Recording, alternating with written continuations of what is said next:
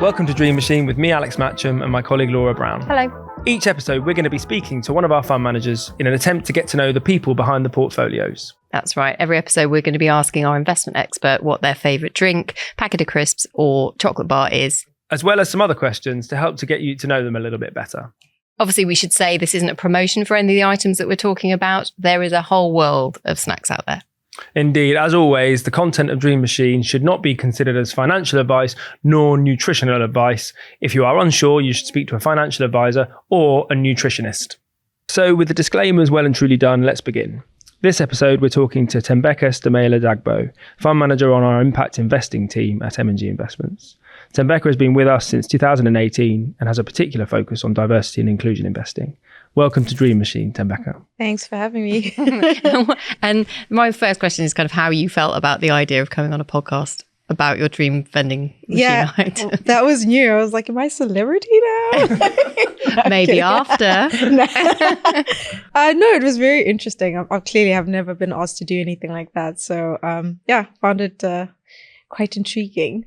Excellent. So I think it might be a good place to start to find out how you got into the world of investments within your career more generally. So I actually had the opportunity to invest for a large bank in South Africa. And true story, I wasn't fully sure if I wanted to do it, but they sold me because at the time I hadn't been abroad.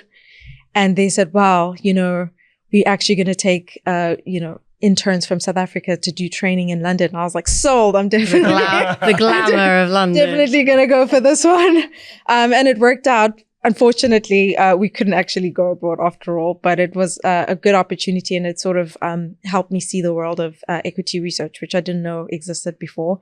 I did economics before, so I liked, analyzing, economies. And for me, it didn't seem that much more different. It was just kind of now doing it within the context of a company. So I actually was given the opportunity to go to the London office. And that's basically where I was for 6 years, looking at the insurance stocks. And then kind of fell into the fund management world when, I had the opportunity to join the positive impact team. And that's really how I ended up here. It wasn't necessarily planned. Wasn't really sure what I wanted to do for quite a big chunk of my university career. But really the road led me here. And it's been interesting and cool so far. And impact investing, more specifically, is that something that drew you in? Is there something in particular that you like about that area? To be honest, I didn't really have a proper idea of impact investing. I think as with many clients, when we initially launched the fund, the distinction between ESG and impact wasn't quite clear, even to me, when I was interviewing. But interestingly enough, my line manager at the time, his approach was more around you can turn an investment professional into a sustainability or an impact investor, but it's difficult to turn someone who just did impact and sustainability into a good analyst. And I think that was probably the right approach because, it was a very nascent industry within the publicly listed market. So we were really all learning in real time how to think about impact, how to measure impact whilst looking at listed stocks.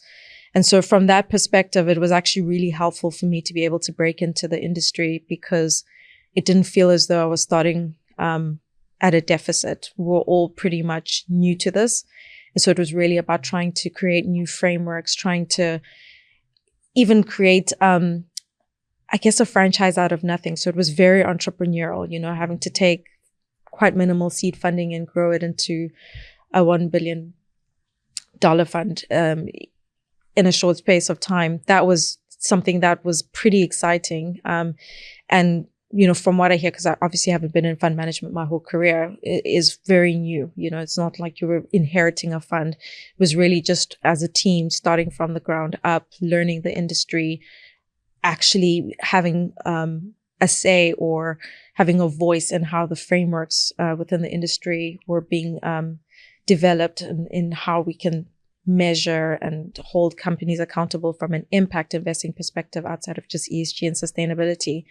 And so it was actually a really great, it's been really a really great, time really to be great, very entrepreneurial. And I'm can be quite risk averse. So that was a good way to explore. Well, will we see that in your snack choices? That is probably an excellent way for me to kind of segue clumsily into our first vending machine. So you're at your dream vending machine. Yeah. What is your drink of choice, please, Thembeka? Well, if it's a dream world, yes, which it is. I would love to, go there and have a nice cheeky margarita cocktail. Amazing. Is this real? So, it is a real non-alcoholic. Non-alcoholic. It's so good. It's so good. But it is a margarita. So awesome. we have to do cheers. Cheers. Right? yeah, exactly. And That's that pretty sound is very good. Right. Ooh, That's pretty good. it's quite herbal at the back. Is that non-alcoholic tequila or something? Or Yeah. Yeah, it must be. I it think. must be, because usually I mean, I would go non-delicious as a. Yeah. I mean, I'm not a massive margarita fan, so I love and a it's not margarita. changed. So maybe that you element can't for say me. that in my presence. No, I No. love margarita. It's No, I love This it. is your dream machine, so Yeah. So it would be a properly iced. Yeah, Yeah, all that. shaken, not. Okay, I very don't good, like the yeah. frozen ones.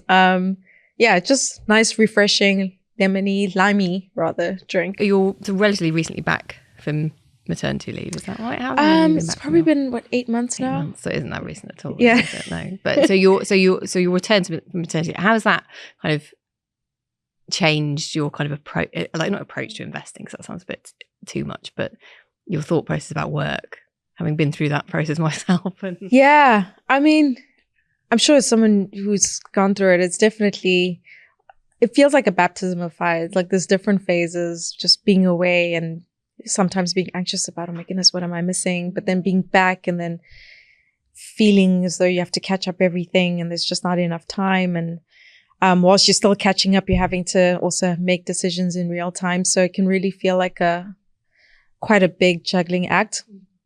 And I think it's really just also about redefining who you are as a person in a way, because there's now you've got a new title, right, mother, but you also don't want to lose your old titles as a fully formed adult human being. So I think there is a level of identity realignment in a way. I'm going to ask the question that Laura half asked, and I think backed away from. But do you think it does change your perspective from an investor perspective? Yes, I mean, obviously, because part of the Global Positive Impact Fund, we do invest in social inclusion companies. And then, of course, the Diversity and Inclusion and Inclusion Fund is around both diversity and social inclusion. You basically do get a more lived experience of how important social inclusion is, right?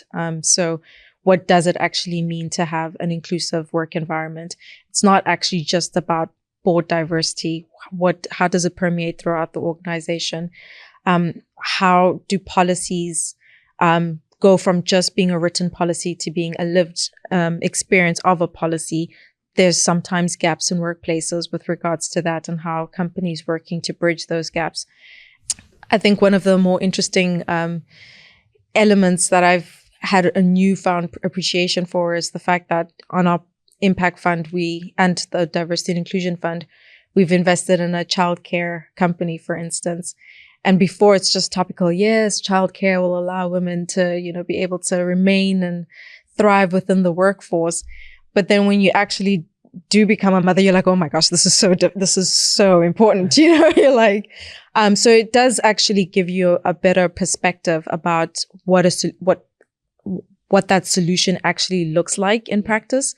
And it allows you to be able to ask more probing and fully formed questions to these companies around how are you actually going about this and how effective are you being at, driving social inclusion through your products or services, or just generally creating an inclusive workplace.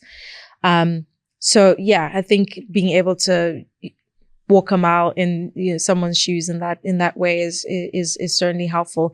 And it also reminds you to, in a sense, be humble about what you don't know about other areas of a portfolio that you might not have had a real life experience on, So when we think about any social inclusion companies, if I'm in a position where I've got the privilege in this case how would it feel to not be part of the represented group or, yeah. So thank you for your first choice. Probably the jury's still out for me on the mocktail, dream choice, margarita, but the dream choice I believe. is interesting. So let's move back to your dream vending machine and give us your choice of crisps. Yeah, this was a tough one for me because they said crisps, but I actually love popcorn. Yes. So we are making an allowance. Oh no, completely. In Exactly. the dream machine for popcorn. It's a dream machine after all. Yes. Here we have sweet and salty popcorn. Yes. But what would be your go-to? I just like the standard salt popcorn. If I'm feeling extra adventurous, I'll have butter. But okay. but you know, honestly, the sweet and salty is not bad because I don't like sweets. If I'm gonna have sweets, having them through popcorn is also not bad. So You're very much team savoury. absolutely, I never have dessert. It's always just, yeah, my 3-course meals become 2-course meals, really. And you weren't tempted for any like South Africa snacks at all in it? I mean, I like biltong. Okay. Yeah, but I didn't want to go there because biltong in, unfortunately, the UK is just not great. So unless you go sourcing to... might have struggled. Yeah, it would be logistically complex to acquire the right kind. The biltong dream vending machine can wait. Yeah, exactly. Another Maybe the future South time. African version of this podcast. And sort of think about, what kind of keeps you motivated? What motivates you in your sort of day-to-day coming into work? I think generally I just like what I do. I've always liked analyzing companies.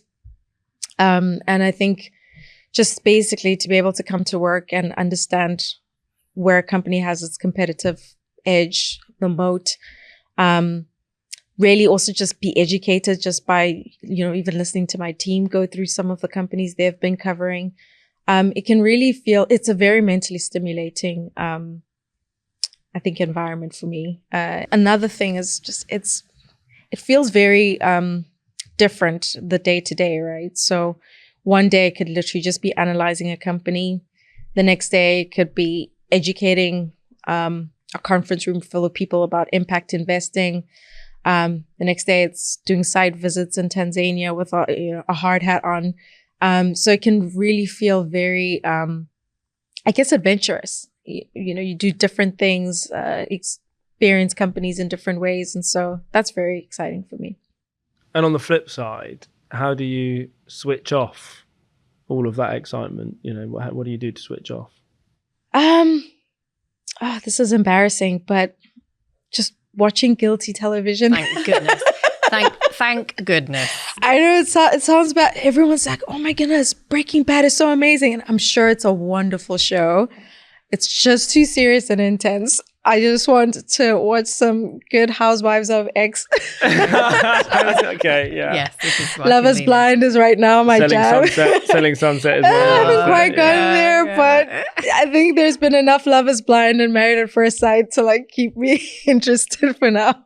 So yeah, I just like to be able to just rest my brain sometimes, and yeah. Yeah, no, perfect. That I can completely resonate with with that.